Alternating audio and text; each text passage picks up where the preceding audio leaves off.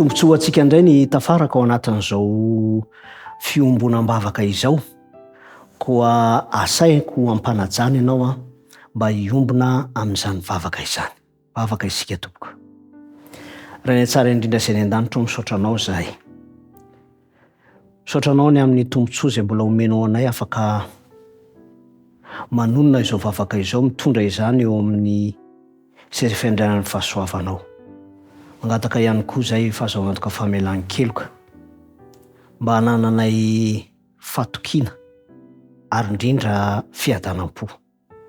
Vavaka manokana izay amin'ity fotoana ity ho an'ireo mpamboly izay manao izany ihany koa asa fivelomana.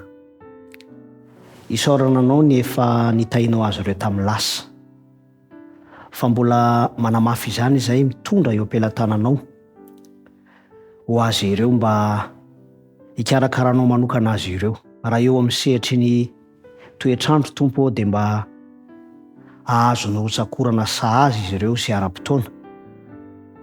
Ary toy izany ihany koa ny fangatahana ho azy ireo mba ahazo ireo masomboly voafantina ara-potoana sy mamokatra tokoa. Ary hananan'izy ireo fatokinanao hatrany ny amin'izany asa fambolena izany. Rambavaka manokana ihany koa izay ho an'ny ranabavy izay mangataka fahasalamana avy aminao.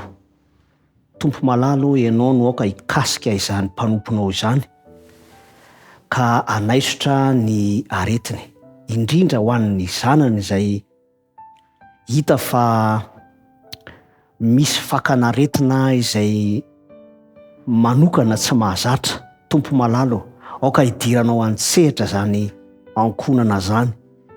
Ianao no dokotera lehibe, raha misy tokony ho fantatra izy ireo taridalana izay entina hitsaboana manokana dia aoka anilo-tsaina ihany koa ianao.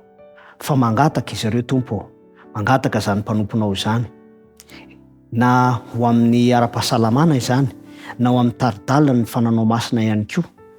Hiasa ary anaiky izany asan'ny fananao izany ho amin'ny famolavolana toetra mifanaraka amin'ny sitraponao. Sitrakay tompo ny hiombona amin'izy ireo amin'izany vavaka izany, fa tononona ao amin'ny anaran'i Jesosy Kristy. Amen.